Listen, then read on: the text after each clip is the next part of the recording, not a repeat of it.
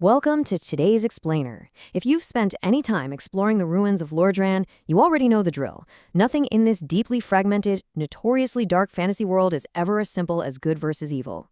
Today, we're piecing together the hidden truth behind one of this universe's absolutely most tragic legends. We are going to look at how a single, seemingly quiet manipulation triggered a horrific domino effect, one that consumed an entire kingdom and completely doomed a legendary knight. So, let's just jump right in by asking a pretty provocative question. What if the greatest hero in history was actually its most tragic failure? We are, of course, talking about the famous legend of Knight Artorias, the Abyss Walker. Throughout the lore, he's revered as this ultimate savior, an incredibly noble warrior who bravely faced the dark. But as we dig into the source material today, setting the stage for a massive story of hubris, manipulation, and total doom, well, you're going to discover that the history you've been told is completely inverted. Section 1. The Primordial Manipulator. Enter Darkstalker Kaathe.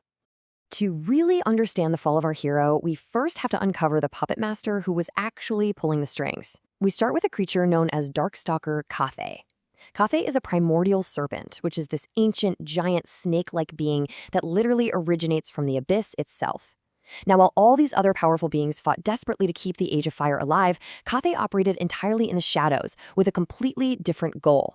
As the leader of the Dark Wraiths, his ultimate ambition is just to let the first flame die out completely. He wants the world consumed in darkness so he can usher in an age of man, led by a brand new Dark Lord. He's this deeply corrupting influence who uses his profound charisma to set literal world-ending events in motion. And the craziest part?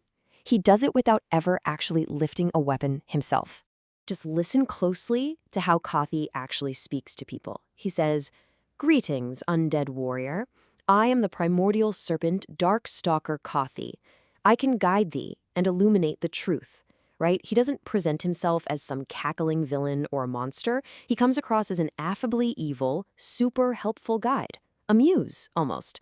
He recruits the undead by convincing them that it's their true, grand destiny to claim the dark soul. And it is exactly this silver-tongued, polite manipulation that he unleashed upon a totally unsuspecting civilization. Which brings us to Section 2, the Fall of Oolacile, a kingdom consumed by the abyss. Let's look at how Kaathe's manipulation found a deeply, deeply gullible target, triggering a chain reaction that totally doomed the land of Oolacile. This was a place famous for its powerful, ancient mysticism. But according to the lore, the residents were convinced by a toothy serpent, which is highly, highly implied to be Kaathe, to go and dig up the grave of the primeval man. That's step 1. Step 2? Well, doing that triggers step 3. They incur the ornery wrath of Manus, father of the abyss. And finally, step 4. Manus awakens, driving the population completely mad, and the abyss just rapidly spreads out, swallowing the land whole. The residents literally unearthed their own absolute demise, all thanks to Kaathe's polite little suggestion. And the immediate physical consequence of that mistake was horrifying. The once proud citizens of Oolacile didn't just die, their very humanity went wild after being devoured by the dark of Manus.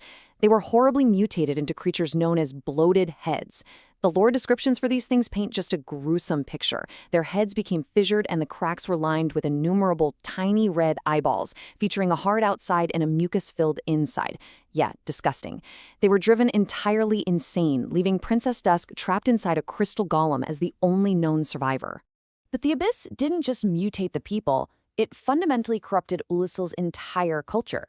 Originally, their magic was elementary but incredibly gentle, formed out of enchanted white bark branches. They used it to do things like control light or repair everyday items. It was peaceful. But then the abyss hits, bringing brand new sorceries discovered by a sorcerer on the brink of madness. Instead of light, you get things like the dark orb, magic that is weighty and actually inflicts heavy physical damage.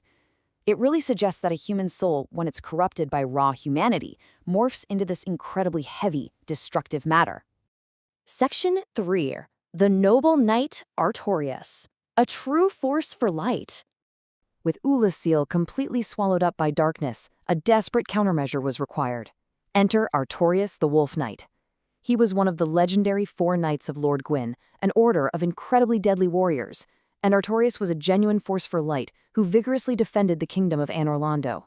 His character was completely unassailable. He was deeply respected by his compatriot, the giant archer Goff, who noted his good heart.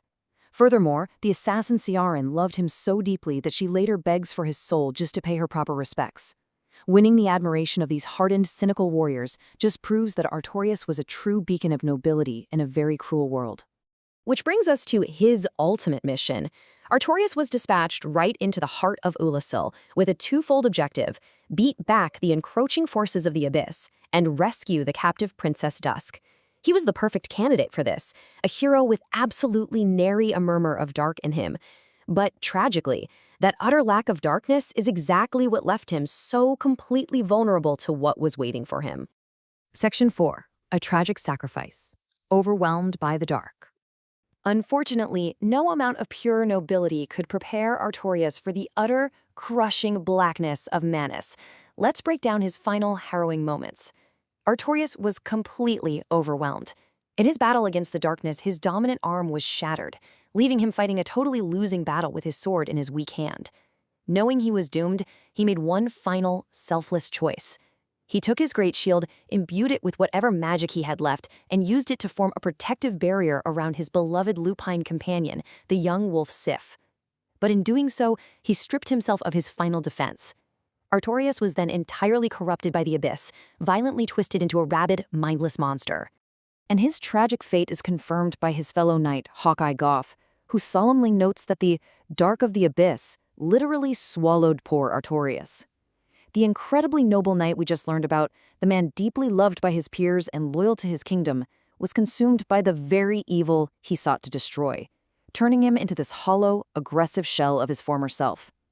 He didn't just die in a blaze of glory, he became a literal puppet of the dark. Which takes us to Section 5, A Legacy of Lies, the Fabricated Legend. This brings us to the most heartbreaking reality of this entire story. The myth that history records is that Artorias the Abysswalker bravely stopped the Abyss and rescued Princess Dusk. But the grim reality? Artorias failed. Completely. He was corrupted long before the end.